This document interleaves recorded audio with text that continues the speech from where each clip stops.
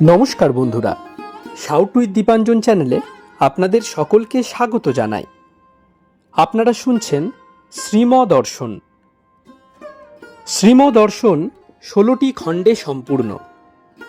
ভগবান শ্রীরামকৃষ্ণদেবের অপার অনুগ্রহে এই গ্রন্থের প্রথম ভাগের প্রথম সংস্করণ 1366 বঙ্গাব্দে ও ইংরেজির 1960 খ্রিস্টাব্দে প্রকাশিত হইয়াছিল।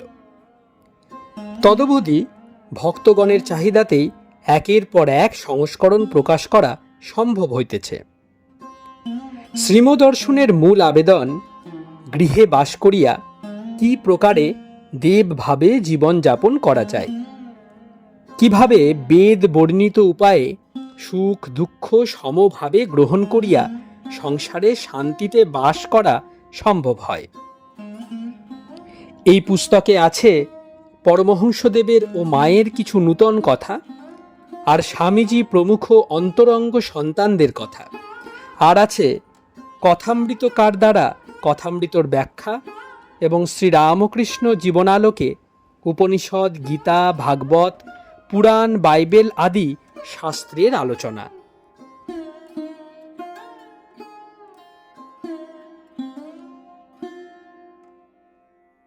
আপনারা শুনছেন স্বামী নিত্যাত্মানন্দ বিরচিত শ্রীমদর্শন। আজ 90তম পর্ব। চলুন আজকের পর্বটি শুরু করা যাক।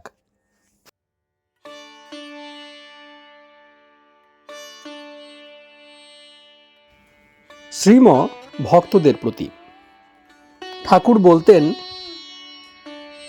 গোষ্ঠ বড় মুশকিলে পড়েছে।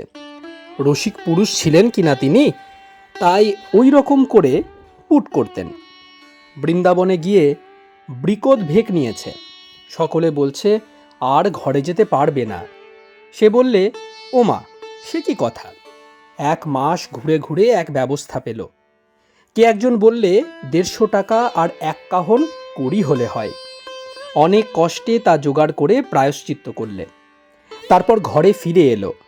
টাকা পেলেই বামুনরা ব্যবস্থা দেয় শুনেছি, বড় অমূল্যকে দেখাইয়া। এর একটি মেয়ে বছর 1.5-এর, প্লিহা জ্বর সব। বড় জিতেন অমূল্যের প্রতি। পুজোর সময় বিয়েতে গিছিলে বুঝি? অমূল্য, না। বড় জিতেন, অমনি কি দিতে হয় ওই সময় যেতে? অমূল্য, কি করি, ওদের অত জেদ। শ্রীম, ওদের জেদ কি শুনতে হয় সব সময়?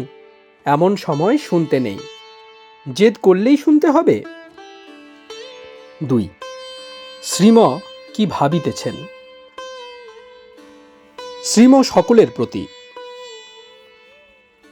মার কাছে যেতেন একটি ভক্ত ডাক্তার। বাড়িতে 2-3 বছরের একটি মেয়ে আছে, আর স্ত্রী আর মা। জমির ধান আছে, ভাতের অভাব নেই। একদিন মার কাছে গিয়ে বললে, আমার সংসার ভালো লাগে না। মা বললেন, আচ্ছা, 2 দিন সবুর করো। এরই মধ্যে মা ঠাকুরনের সঙ্গে আলাপ আলোচনা করে ডাক্তার স্থির করে ফেলেছে সংসারে থাকবে না। 2-3 দিন পর স্নান করে এলে মা তাকে ডেকে এনে সন্ন্যাস দিলেন। দীক্ষা আগেই হয়েছিল। দিন কতক আছে, খবর পেয়ে ডাক্তারের মা ও স্ত্রী মেয়েকে নিয়ে হাজির। সকলেই পূর্ব থেকেই প্রস্তুত ছিলেন। স্ত্রী যখন বললে, আমাদের কি হবে? মা উত্তর করলেন, কেন, তোমাদের খাওয়া পড়ার তো কোনো কষ্ট নেই। ওর কাজ ও করছে, তোমাদের কাজ তোমরা করো। স্ত্রী তার সব অলংকার দিয়ে দিতে চাইলেন মা ঠাকুরনের কাছে। মা বাধা দিয়ে বললেন, তা কেন হবে? তোমাদের ভাবে তোমরা থাকো, তার ভাবে সে থাকুক। আহা, এমন কথা স্ত্রী হয়ে বলা! ঠাকুরের সঙ্গিনী ছাড়া আর কে বলতে পারে? বিয়ের কথায় বলতেন, কি করে বলি আমি তোমাদের আগুনে ঢুকতে। সংসার জ্বলন্ত অনল, ছেলেপুলে হবে, তাদের খাওয়া পড়া জোগানো। হয়তো সেই ছেলে অবাধ্য হয়ে গেল। মেয়ের বিয়ে দিলেও রেহাই নেই, শ্বশুরবাড়ির কথা ভাবতে হবে। এই সব সংসার, এ ছাড়তে কে বলতে পারে মা ঠাকুরুন ছাড়া? তারপর ডাক্তারের বাড়ির কাছে একটি আশ্রম ছিল ঠাকুরের নামে। সেটি নষ্ট হয়ে যাচ্ছিল। মা তাকে পাঠিয়ে দিলেন ওখানে। মা ওর ভিতর জানেন কি না, বীর ভক্ত, তাকে পাঠিয়ে দিলেন ওখানে। ডাক্তারের মা মাঝে মাঝে দেখা করতে আসেন, কখনো স্ত্রীও সঙ্গে আসেন। আশ্রমটি খাড়া হয়ে পড়ল। ওই ভক্তটি ডাক্তারি আরম্ভ করে দিল। 8 টাকা ফি তার। গরিব হলে অমনি, ধনী হলে বলে, না এত টাকা না দিলে যাব না। 7-8টি ছেলে ওখানে থেকে পড়াশোনা করছে। বেলুড় মঠের সাধুরাও 4-5 জন থাকেন। মাসে খরচা 300 টাকা। শ্রীম স্বগত। মা ঠাকুরুন স্ত্রীকে বললেন, তোমাদের অভাব কি? খাওয়া পড়ার তো কষ্ট নেই। তার জোগাড় যখন তিনি করে দিয়েছেন, আর ওর যখন সৎ বুদ্ধি এসেছে, তখন তাকে ডাকুক না একটু। আহা, বীর বাণী। জনৈক ভক্ত, সন্ন্যাসী হয়ে টাকা রোজগার করা এটা কেমন? শ্রীম, ও পারে আশ্রমের জন্য। অনেক থাক করেছেন তিনি। অর্জুনকে বললেন যুদ্ধ করতে, আবার উদ্ধবকে বললেন বদ্রিকা আশ্রমে যেতে। যার যা ধাতে সয়, নিষ্কামভাবে করলে ফল এক। শ্রীম ভক্তদের প্রতি যদি বলো, এরূপভাবে স্ত্রীকে ত্যাগ করা নিষ্ঠুরতা, তার উত্তর, কেন? স্ত্রীর সঙ্গে গা ঠেকিয়ে না শুলে ভালোবাসা হয় না? তোমার মতে তুমি থাকো, ঈশ্বর চিন্তা সে করে ধন্য হয়ে যাবে। স্ত্রীর সঙ্গে আড়ি করে নয়, তাকে ভালোবেসে ঈশ্বরের কাজে লাগাতে হয়। যতদিন দেহ থাকে ততদিন স্ত্রীর সঙ্গে ঝগড়া। মরলে ঝগড়া করে কি করে? এর ভিতরই তুমি শালার একদিন হয়ে গেল। তখন একটু কাঁদলে লোক দেখানো, আবার খাবে এক থালা সহাস্যে। সাঁঝ সকালে ভাতার মোলো, কাঁদব কত রাত। এই তো স্ত্রী। শ্রীম যুবকের প্রতি, লোকের কি বিশ্বাস হয় শীঘ্র? এত সব দেখেও মোহে ডুবে আছে। Life is not a joke as long as death is not extinguished. অমৃতত্ব লাভ, ভগবানের দর্শন যতদিন না হয় সেই চেষ্টা আগে, তারপর অন্য সব। রাত্রি 10টা, ভক্তরা বিদায় লইলেন। শ্রীম 4 তলার ঘরে বিছানায় বসা। একটি ভক্ত শিক্ষক কাছে দাঁড়াইয়া আছেন। শ্রীম তাহার সহিত স্কুলের আলোচনা করিতেছেন। একটি ছাত্রের সম্বন্ধে কথা হইতেছে। 10ম শ্রেণীর উৎকৃষ্ট ছাত্র প্রণব প্রকাশ সেন। সে আবৃত্তি প্রতিযোগিতায় প্রথম স্থান অধিকার করিয়া একটি পদক উপহার পাইয়াছে। আবৃত্তির বিষয় ছিল স্বামী বিবেকানন্দের লিখিত বীর বাণী। সাহিত্য পরিষদ কেন্দ্র ছিল। এই শিক্ষকের চেষ্টায় এটি তৈরি হয়। মঠের অনেক সাধু ভক্ত উপস্থিত ছিলেন। প্রণবের শান্ত ও সরল ব্যবহার ও সুমধুর আবৃত্তি শুনিয়া সকলে মুগ্ধ হন। তার সন্ন্যাসীর গীতি এত সুন্দর হয় যে স্বামী ধীরানন্দ নিজের গলার ফুলের মালা প্রণবের গলায় পরাইয়া দেন। জ্ঞান মহারাজও খুব আশীর্বাদ করেন। শ্রীম এইসব কথা শুনিয়া বলিলেন, আমার সঙ্গে দেখা করতে বলবেন তো প্রণবকে। শিক্ষক বললেন, পূর্বেই বলেছি, দেখা করতে কাল এসেও ছিল। শ্রীম উত্তর করিলেন, কাল এখানে ছিলাম না আমরা, নিশ্চয়ই দেখা করতে বলবেন। ঠাকুর বলতেন, যার উপর সাধুরা প্রসন্ন তার ভিতরে সোনা আছে, সামান্য একটু মাটি চাপা, এটা সরিয়ে দিলেই সোনা বেরিয়ে পড়ে। সোনা মানে ভগবানে ভক্তি বিশ্বাস। শিক্ষক বলিলেন, সব সাধুদের সঙ্গে পরিচয় করিয়ে দিয়েছি, এবার মঠে নিয়ে যাব। সেও যেতে চাইছে। শ্রীম বলিলেন, হ্যাঁ, মঠে নিয়ে যাবেন, তাহলে পূর্ব সংস্কার জাগ্রত হবে, এখানেও নিয়ে আসবেন। শ্রীম একটি ভক্তের হাতে 10টি পয়সা দিলেন। বলিলেন, আপনি দয়া করে 6 পয়সার পাঞ্জাবি রুটি 3খানা আর 4 পয়সার মিষ্টি নিয়ে আসুন। নববিধান ব্রাহ্ম সমাজের সামনে থেকে আনবেন, তরকারিও দিবে, জলখাবারের মতো হবে, এ খুব ভালো, আমরা পূর্বেও খেতাম। ভক্তের প্রতি, বলুন তো কোন দোকান থেকে আনবেন? ভক্ত বললেন, ছোট জিতেন যেখানে খান। শ্রীম উত্তর করিলেন, হ্যাঁ, ওই দোকান।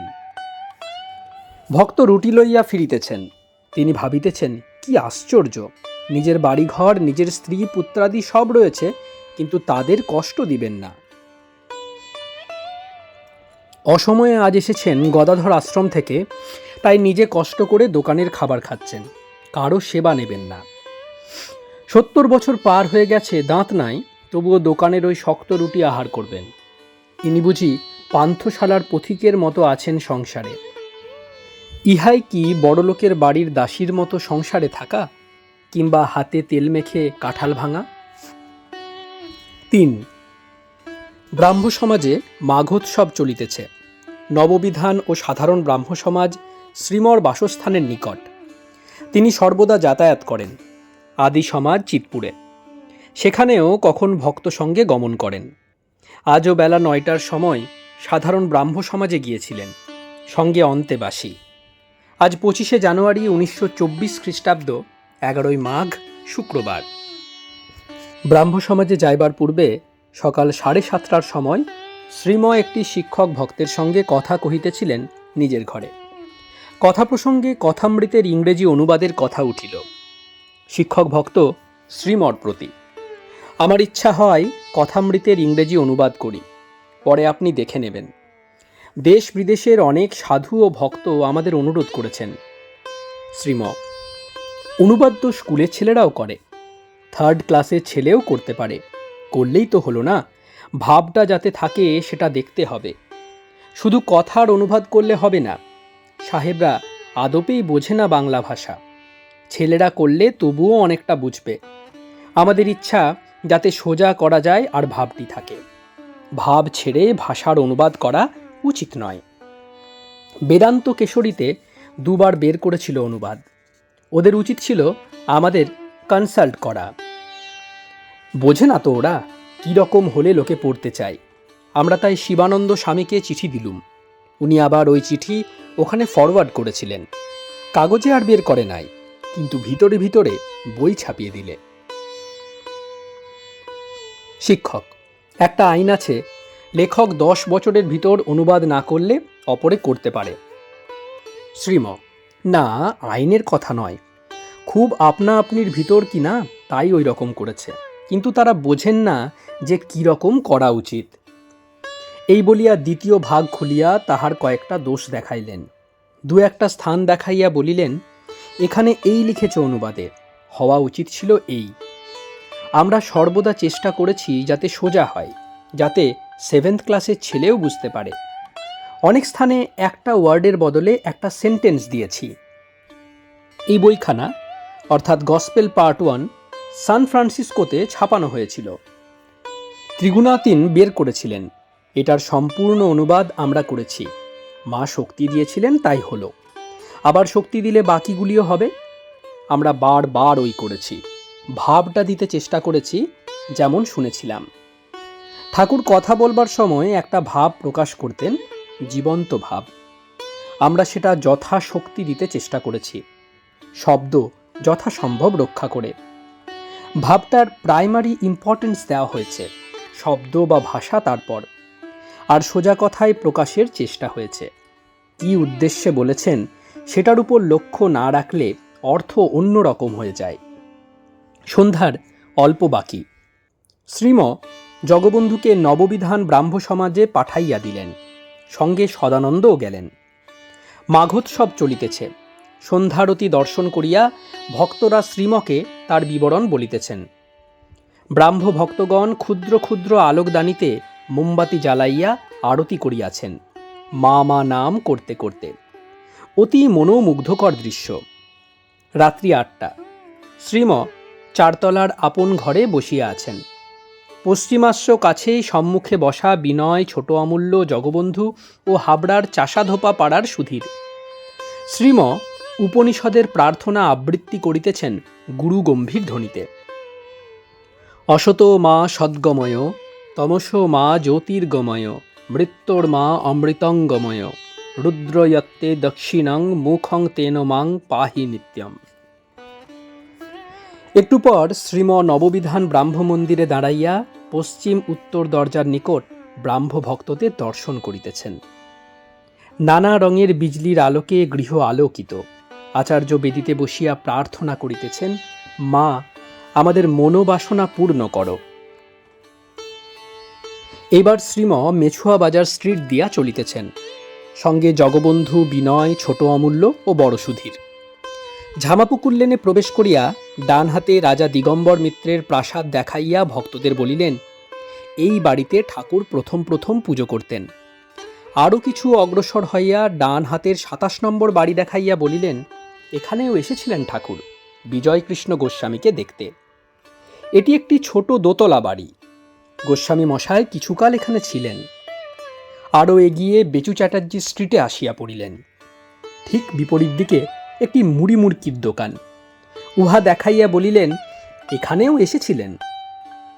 এই স্থানেই সংস্কৃত পাঠশালা ছিল ঠাকুরের বড় ভাই রামকুমারের, এইরূপ শোনা যায়।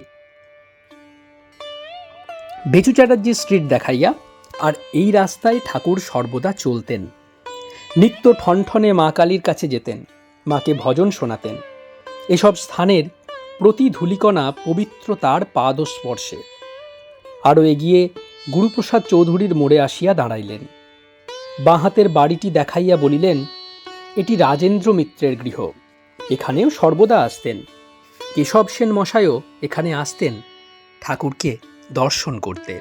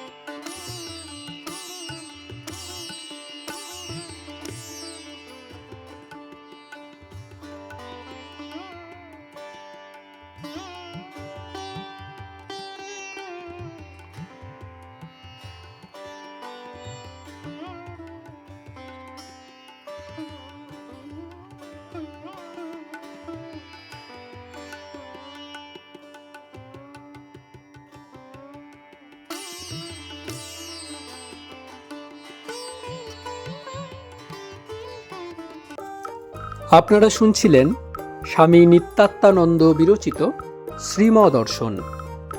আজ ৯০তম পর্বটি আপনাদের কাছে পরিবেশন করলাম। আমাদের পর্বগুলি কেমন লাগছে আমাদের জানান। আপনাদের কাছে যদি কোনো সাজেশন থাকে নিশ্চয়ই আমাদের জানাতে পারেন। আমাদের ভিডিওগুলি লাইক করুন, আপনাদের বন্ধুবান্ধব ও পরিবার পরিজনদের মধ্যে শেয়ার করে দিন। আমাদের শাউট উইথ দীপাঞ্জন চ্যানেলটি অবশ্যই সাবস্ক্রাইব করুন এবং প্রতিনিয়ত আপডেট পাওয়ার জন্য বেল আইকনটি অবশ্যই প্রেস করে দেবেন। অনেক অনেক ধন্যবাদ। নমস্কার, ভালো থাকবেন। জয় ঠাকুর, জয় মা, জয় স্বামীজি।